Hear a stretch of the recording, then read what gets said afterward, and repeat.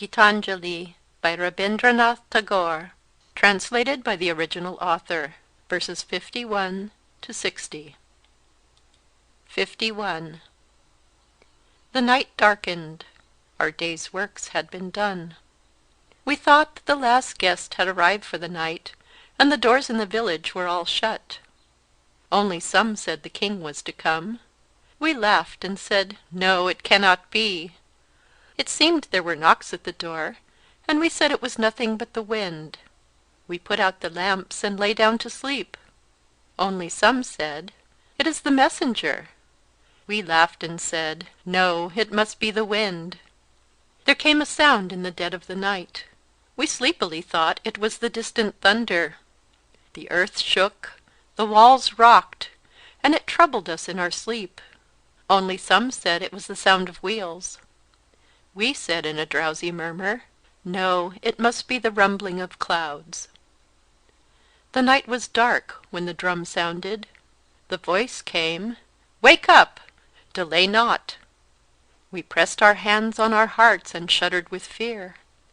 Some said, "Lo, there is the king's flag." We stood up on our feet and cried, "There is no time for delay. The king has come. But where are lights? Where are wreaths? Where is the throne to seat him? Oh, shame! Oh, utter shame! Where is the hall, the decorations?" Someone has said, "Vain is this cry. Greet him with empty hands. Lead him into thy rooms all bare. Open the doors, let the conch shells be sounded. In the depth of the night has come the king of our dark, dreary house. The thunder roars in the sky. The darkness shudders with lightning. Bring out thy tattered piece of mat and spread it in the courtyard. With the storm has come of a sudden our king of the fearful night." 52. I thought I should ask of thee, but I dared not, the rose wreath thou hadst on thy neck. Thus I waited for the morning when thou didst depart to find a few fragments on the bed. And like a beggar I searched in the dawn only for a stray petal or two. Ah me! What is it I find? What token left of thy love? It is no flower, no spices, no vase of perfumed water. It is thy mighty sword, flashing as a flame, heavy as a bolt of thunder. The young light of morning comes through the window and spreads itself upon thy bed. The morning bird twitters and asks, "Woman, what hast thou got?" No, it is no flower, nor spices, nor vase of perfumed water. It is thy dreadful sword. I sit and muse and wonder, what gift is this of thine?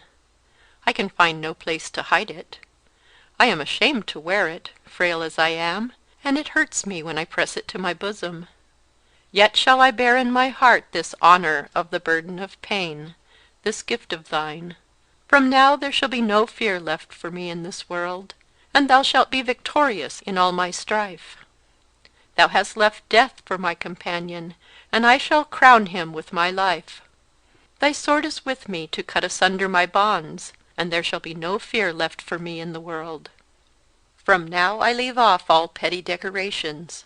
Lord of my heart, no more shall there be for me waiting and weeping in corners. No more coyness and sweetness of demeanor. Thou hast given me thy sword for adornment. No more dolls' decorations for me. 53. Beautiful is thy wristlet, decked with stars and cunningly wrought in myriad-colored jewels. But more beautiful to me thy sword, with its curve of lightning like the outspread wings of the divine bird of Vishnu, perfectly poised in the angry red light of the sunset. It quivers like the one last response of life in ecstasy of pain at the final stroke of death. It shines like the pure flame of being, burning up earthly sense with one fierce flash. Beautiful is thy wristlet, decked with starry gems, but thy sword, O Lord of Thunder, is wrought with utmost beauty, terrible to behold or think of. 54. I asked nothing from thee. I uttered not my name to thine ear. When thou took'st thy leave I stood silent. I was alone by the well where the shadow of the tree fell aslant, and the women had gone home with their brown earthen pitchers full to the brim. They called me and shouted, "Come with us, the morning is wearing on to noon." But I languidly lingered awhile, lost in the midst of vague musings. I heard not thy steps as thou camest. Thine eyes were sad when they fell on me. Thy voice was tired as thou spokest low. Ah, I am a thirsty traveller. I started up from my daydreams, and poured water from my jar on thy joined palms. The leaves rustled overhead, the cuckoo sang from the unseen dark, and perfume of bubla flowers came from the bend of the road. I stood speechless with shame when my name thou didst ask. Indeed, what had I done for thee to keep me in remembrance? But the memory that I could give water to thee to allay thy thirst will cling to my heart and enfold it in sweetness. The morning hour is late. The bird sings in weary notes. Neem leaves rustle overhead, and I sit and think and think. 55. Languor is upon your heart, and the slumber is still on your eyes. Has not the word come to you that the flower is reigning in splendor among the thorns? Wake, oh, awaken! Let not the time pass in vain. At the end of the stony path, in the country of virgin solitude, my friend is sitting all alone. Deceive him not. Wake, oh, awaken! What if the sky pants and trembles with the heat of the midday sun? What if the burning sand spreads its mantle of thirst? Is there no joy in the deep of your heart? At every footfall of yours, will not the harp of the road break out in sweet music of pain? 56. Thus it is that thy joy in me is so full. Thus it is that thou hast come down to me. O thou Lord of all heavens, where would be thy love if I were not? Thou hast taken me as thy partner of all this wealth. In my heart is the endless play of thy delight.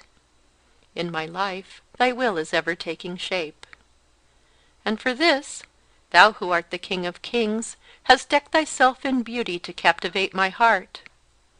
And for this, thy love loses itself in the love of thy lover, and there art thou seen in the perfect union of two. 57.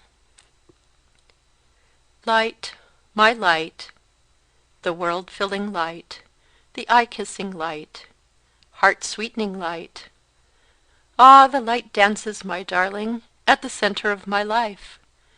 The light strikes, my darling, the chords of my love.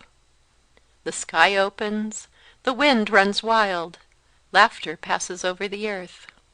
The butterflies spread their sails on the sea of light. Lilies and jasmines surge up on the crest of the waves of light. The light is shattered into gold on every cloud, my darling, and it scatters gems in profusion. Mirth spreads from leaf to leaf, my darling, and gladness without measure. The heaven's river has drowned its banks, and the flood of joy is abroad. 58. Let all the strains of joy mingle in my last song, the joy that makes the earth flow over in the riotous excess of the grass, the joy that sets the twin brothers, life and death, dancing over the wide world, the joy that sweeps in with the tempest, shaking and waking all life with laughter, the joy that sits still with its tears on the open red lotus of pain, and the joy that throws everything it has upon the dust and knows not a word. 59.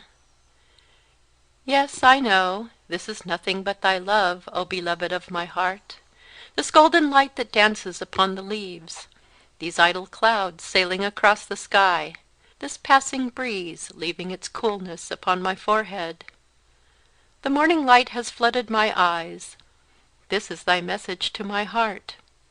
Thy face is bent from above, thy eyes look down on my eyes, and my heart has touched thy feet. 60. On the seashore of endless worlds children meet. The infinite sky is motionless overhead, and the restless water is boisterous. On the seashore of endless worlds the children meet with shouts and dances. They build their houses with sand, and they play with empty shells. With withered leaves they weave their boats, and smilingly float them on the vast deep. Children have their play on the seashore of worlds.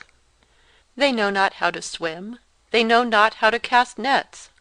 Pearl fishers dive for pearls, merchants sail in their ships, while children gather pebbles and scatter them again. They seek not for hidden treasures, they know not how to cast nets. The sea surges up with laughter, and pale gleams the smile of the sea beach. Death-dealing waves sing meaningless ballads to the children, even like a mother while rocking her baby's cradle. The sea plays with children, and pale gleams the smile of the sea beach. On the seashore of endless worlds children meet. Tempest roams in the pathless sky. Ships get wrecked in the trackless water. Death is abroad, and children play. On the seashore of endless worlds is the great meeting of children. End of verses 51 to 60.